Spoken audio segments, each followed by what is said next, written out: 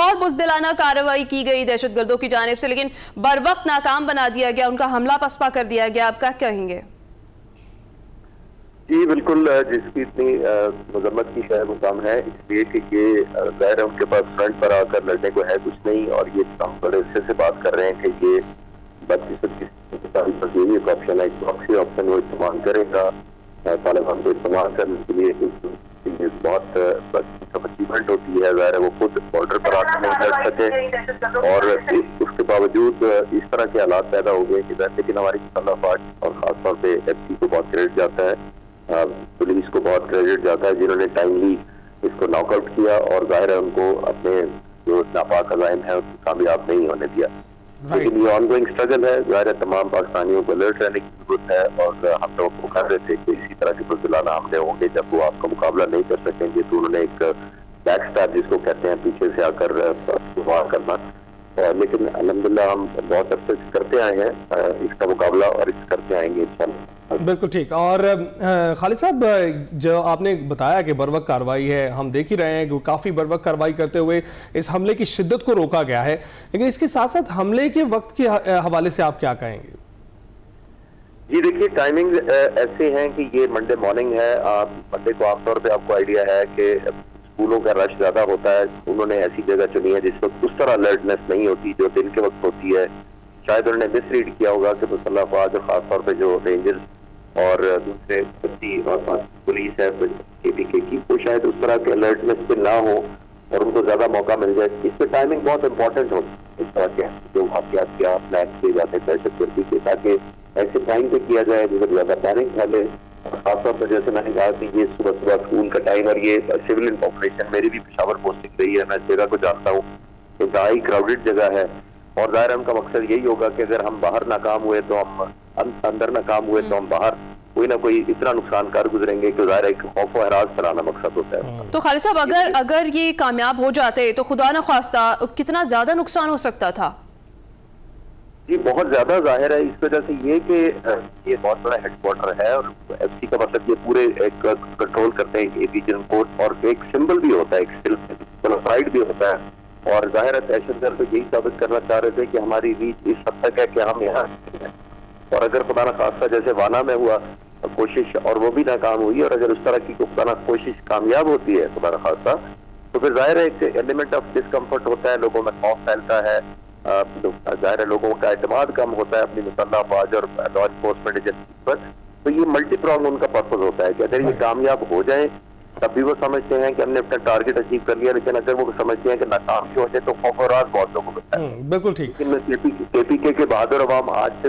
ये इसका सामना नहीं कर रहे, उनको दिहाइयां हो गई हैं, उन्होंने रिजॉल्व दिखाया है, इंशाल्लाह इससे भी दिखाएंगे। बिल्कुल ठीक। खालिद साहब, इसके साथ साथ हम ये देखते हैं कि जब भी ऐसे कोई दहशतगर्दाना बुज़दिलाना कार्रवाई होती है तो एक स्टेटमेंट बेसिकली देने के लिए ये लोग ये कार्रवाई करते हैं। अभी आपको क्या लगता है, वफाकी इदारों को निशाना बनाना, क्या स्टेटमेंट देना चाह रहे हैं? ये बिल्कुल उनका टारगेट ही यही है। देखिए, जब वो सिविलियन को आम मार्केट और बेसना औरतों को निशाना बनाते हैं तो वो मैसेज डिफरेंट होता है। अब वो बुनियादी तौर पर मुसल्लह फौज खुदा न खास्ता किसी जगह टारगेट होती हैं, तो वो क्योंकि सिंबल होती हैं सेफ्टी का, प्रोटेक्शन का, सिक्योरिटी का, हमारा एतमाद होती है। तो जब ऐसी जगहों पर अटैक किया जाता है तो फिर जाहिर है एक लोगों के दरमियान ये फीलिंग पहुंचाना उनका मकसद होता है कि आप सिक्योर नहीं है, एक एलिमेंट ऑफ इनसिक्योरिटी पैदा करना उनका मकसद होता है। और जैसे मैंने कहा कि ये आसान होता है कि अगर ऐसी जगहों पर वो कामयाब हो जाए तो उसका मैसेज दूररस होता है, ज़ाहिर है खतरनाक होता है, और उनके अज़ाइम के करीब होता है। ठीक है खालिद साहब, जिस तरह से अभी ये हालात चल रहे हैं, बनू हो या फिर इस्लामाबाद हो या फिर आज जो पेशावर में हुआ है, ये डेफिनेटली उनकी तरफ से एक बुज़दिलाना काविश थी और बड़ा नुकसान पहुंचाने का वो सोच रहे थे, लेकिन जो क्विक रिस्पांस था हमारी फोर्सेस की जानिब से वो हर बार आगे रहा और जो बहुत ज़्यादा नुकसान है उससे हम बच गए। तो इस रिस्पॉन्ड बैक जो टाइमिंग है, इस पर आप क्या कहेंगे?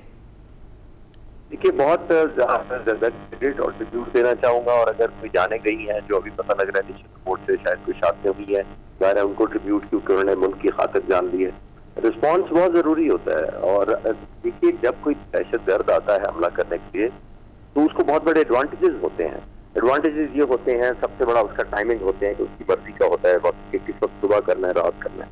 किस वेपन के साथ करना है। चॉइस जगह कहाँ करना है, तीसरा मोस्ट इम्पोर्टेंट किस इंटेंसिटी से करना है, खुद कुछ होगा या कोई आईडी से होगा या कोई और बड़ा होगा छोटा होगा, तो ये सारे एडवांटेजेस उसकी तरफ होते हैं। जो डिफेंड कर रहे होते हैं, जो इस सूरत में एफसी और दूसरे सिक्योरिटी अदारे और केबीके पुलिस की,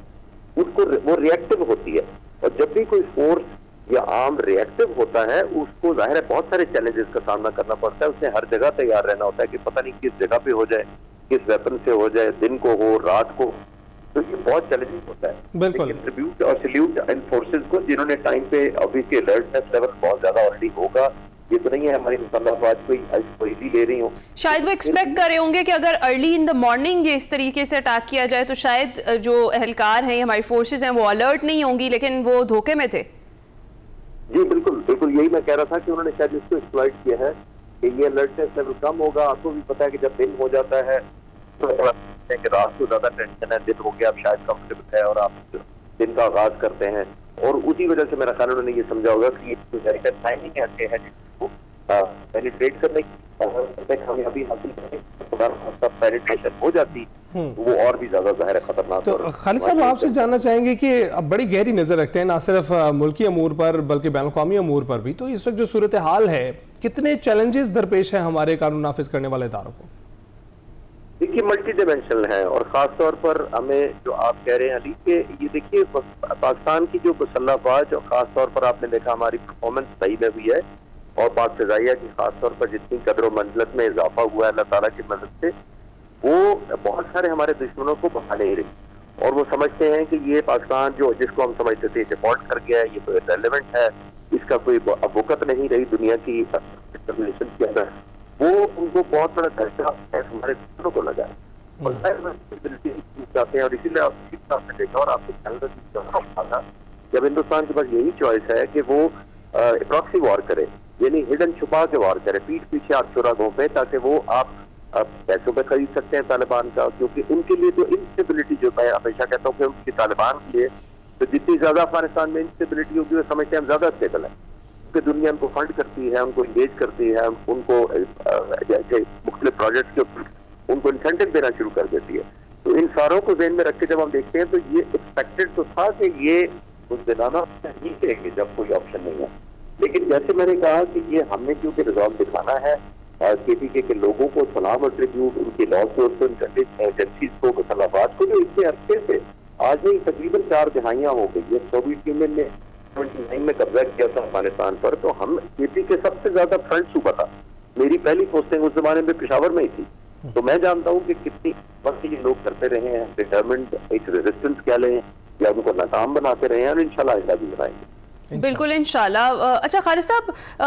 जो अपडेट्स हैं उसके मुताबिक फितना और ख़वारिज की जानिब से ये ख़वारिजीन जो थे ये दाखिल हुए और इन्होंने कोशिश की अटैक करने की, लेकिन ये नाकाम रहे और इनका हमला पसपा बना दिया गया।